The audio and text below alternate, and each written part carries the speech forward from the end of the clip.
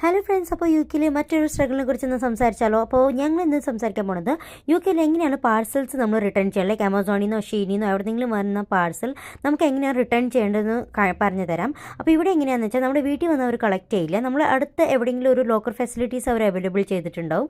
അവിടെ നിന്ന് നമുക്ക് കളക്റ്റും ചെയ്യാം, അല്ലെങ്കിൽ അവിടെ പോയിട്ട് റിട്ടേണും ചെയ്യാൻ പറ്റും. ഓക്കെ, അപ്പോൾ അങ്ങനെയാണ് ഞങ്ങൾ മോറിസൺസിൻ്റെ അടുത്തുള്ള ഒരു ഇൻപോസ്റ്റിൻ്റെ ലോക്കർ ഫെസിലിറ്റിയുടെ അടുത്തേക്ക് വന്നത്. അതാണ് ഞങ്ങൾ ലൊക്കേഷൻ സെലക്ട് ചെയ്ത് റിട്ടേൺ ചെയ്യുന്ന സമയത്ത്.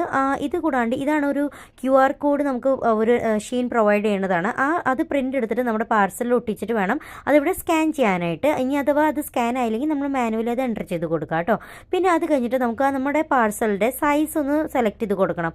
സ്മോൾ, മീഡിയം ആണോ ലാർജ് ആണോ? അപ്പോൾ ഞങ്ങളുടെ പാർസൽ സ്മോൾ ആണ്. അത് സെലക്ട് ചെയ്തപ്പോൾ അതിനനുസരിച്ചിട്ടുള്ള ലോക്കർ ആയിരിക്കും ഓപ്പൺ ചെയ്ത് വരിക. അപ്പോൾ നിങ്ങൾക്ക് കാണാൻ പറ്റും, ഞങ്ങളിത് ഓക്കെ സെലക്ട് ചെയ്തതിന് ശേഷം കറക്റ്റ്ലി ക്ലിക്ക് ചെയ്യുമ്പോൾ തന്നെ ഒരു കുഞ്ഞ് ലോക്കർ ഓപ്പൺ ആയി. അപ്പോൾ